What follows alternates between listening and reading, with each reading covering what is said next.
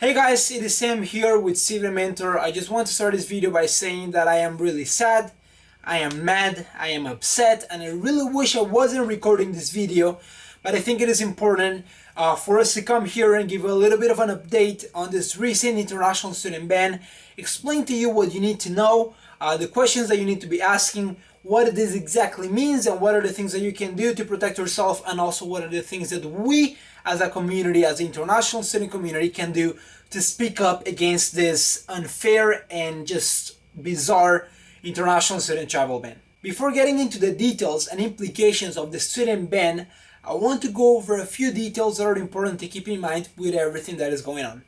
The first thing that I want to say is that even though the government, the administration, and Trump have been fighting and having an agenda against immigration and against international students since day one, I want to remind you guys that your university wants you in the United States. Higher education, the higher education community wants you in the United States. The international education community wants you in the United States. So even though you're receiving this message from the government that you are not welcome, there are a lot of organizations fighting for international students, sending you the message that yes, you are welcome and yes, we're fighting for you. That being said, guys, the second point that I want to make is that it is essential for every single one of us international students to speak up and not let this conversation die out. It almost looks like the Trump administration is using all this madness that is going on to slip in racist and anti-immigration policies in the back while everyone else is distracted. It is important that we keep talking about this, that we keep showing our outrage and keep speaking up against this racist and wrong policy that was just issued. So a few of the things that you can actually do to speak up and to show your support against this policy. The first one is sign the petition. There's a petition going on to basically revert this recent announcement by ICE and to actually allow international students to stay in the United States even if their classes are fully online. So make sure you sign that petition. We're almost hitting 35,000 signatures. Share the petition. The more you share the petition, the better it is going to be. The more chances, the more signatures we're going to get. The third point is use the hashtag student ban a lot. The international student community, the international education community is getting together behind that hashtag student ban, to voice our opinions and ideas against this recent announcement. So make sure you use that hashtag student ban, use it a lot. That is the way that we're going to be communicating. And the last point is make sure you talk to your American citizens, your American friends, and have them call the representatives and speak up against this announcement. The more the American citizens show to their representatives that they're against this policy, the better it is for all of us. Keep talking about this, keep pushing. There is a way to revert this, so make sure we keep fighting. There is a little bit of a contribution that we can all make to try to make the situation a little bit better. Okay guys, after those very important considerations, let's get into the actual details of the student ban. This proclamation basically divides the model of classes for colleges in three categories. 100% online, which basically means that every class is happening online, there's no in-person classes being offered.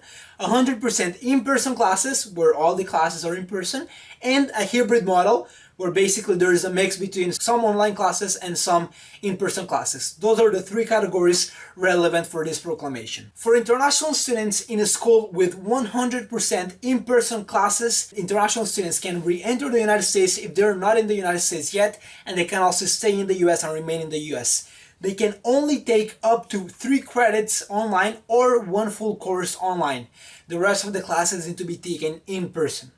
For international students in colleges with a hybrid model, these international students can return to the United States if they're outside of the United States, they can stay in the United States if they are currently in the United States, and they can take more than 1 class online, but here's the detail, they cannot take the full curriculum online. So they need to be taking at least 1 in-person class to be still eligible for their visa and to be able to stay in the United States and re-enter the United States. So in this hybrid model, you can take more than 1 class online, but you cannot take all of your classes online.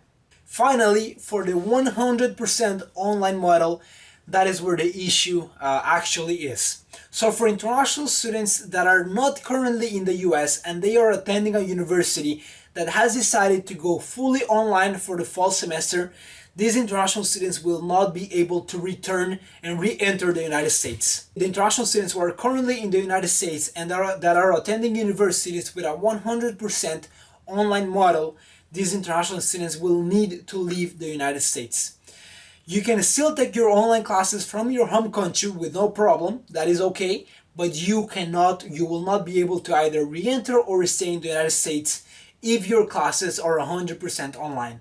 Also, new visas will not be issued for international students if they're going to a university that has 100% online classes. International students attending universities with 100% online classes for the full semester, they won't be able to stay in the US and they won't be able to re-enter the United States.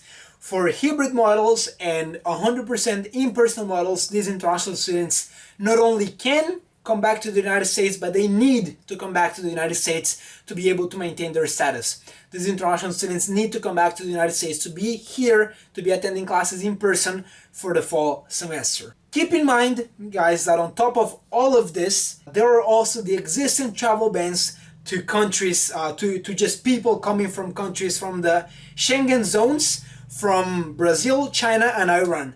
Those are the travel bans that are currently in place. So if you were in any of these countries for the last 14 days, you will not be able to re-enter the United States. Not because you're an international student, doesn't matter, it's just because of the place where you were. Remember, those are two different things. So if you are coming from a country in the Schengen zone, from Brazil or from China or from Iran, you will not be able to re-enter the United States if you were in those countries for 14 days. There are a lot of international students considering going to a different country, staying there for 14 days and then re-entering the United States. That in theory is okay. You need to check that with either an immigration attorney or with your school directly. But keep in mind that on top of the new proclamation, there are all the existing travel bans in place, so make sure you check that as well. Finally, I want to restate the importance of you checking in with your university. What is your plans? What is the recommendations? Are they gonna go fully online, hybrid, fully in person? Remember, they are here to help you out. They're trying to work with you, so work with them as well. So make sure you check with them and you guys are on the same page. So my main recommendation is to reach out to your international student director and make sure that everyone is on the same page and understand what are the recommendations that they give you to navigate this whole situation. Don't let this die. There's a lot that we can do to try to voice out against this proclamation, to even try to reverse this proclamation. So keep talking about it, keep sharing, and stay strong, guys. This is when we as international students need to come together and support each other. So CV Mentor is here for you guys. If you guys have any questions, any concerns, any thoughts, share us a direct message. We're more than happy to help. We're more than happy to talk to you about all of this. So we're happy to help. We're here for you guys. So stay strong, and I hope that things change in the future, and I hope that things get a lot better for us moving forward. Okay? Stay strong. Thank you so much for watching, and make sure to share this with your friends. Bye.